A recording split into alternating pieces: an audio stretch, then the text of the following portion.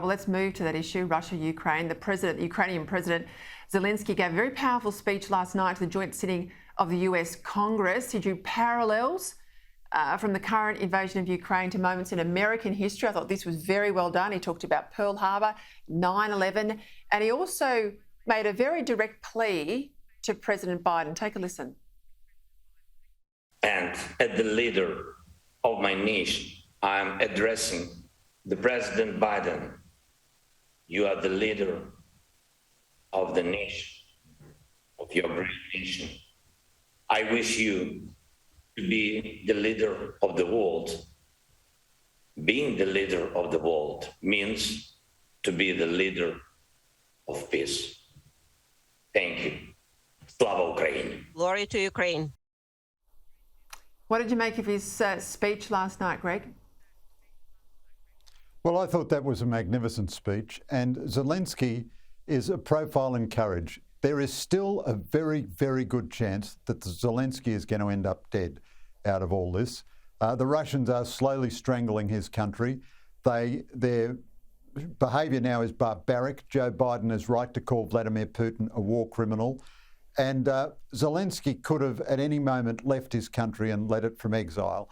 This was a superb speech to the American Congress. I think the Americans should feel somewhat ashamed that under Biden they cut military aid to Ukraine before the invasion. They took out their military trainers.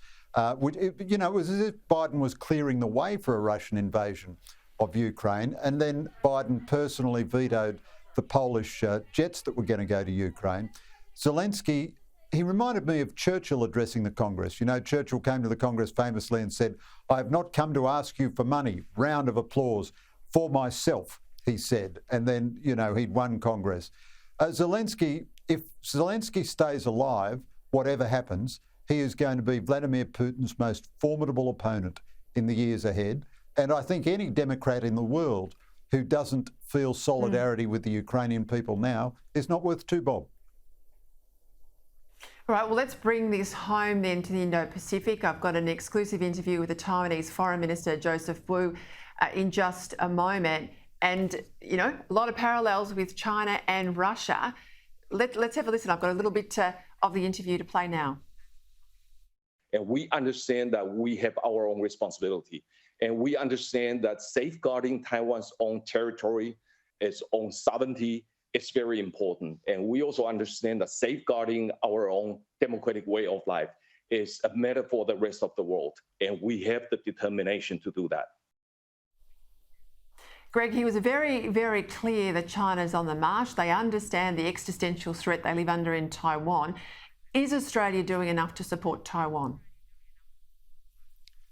Well, sort of yes and no, I'd say, Peter. I mean, the full marks of the government. They've expressed great solidarity with Taiwan, and they've had bipartisan support from the Labor Party on this.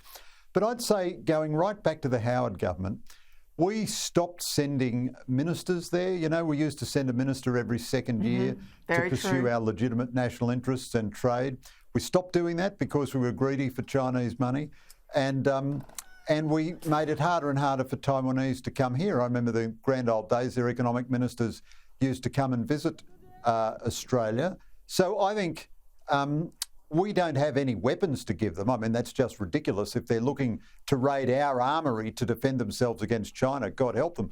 But we do have diplomatic clout, and we should be active in creating more space for them. Let's invite them to a conference.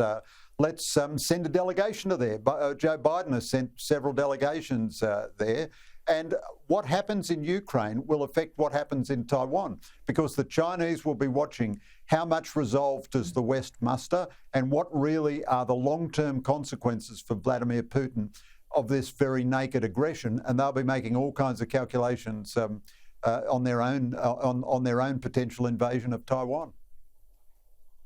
All right, well, after the election, Greg Sheridan, you're an influential man.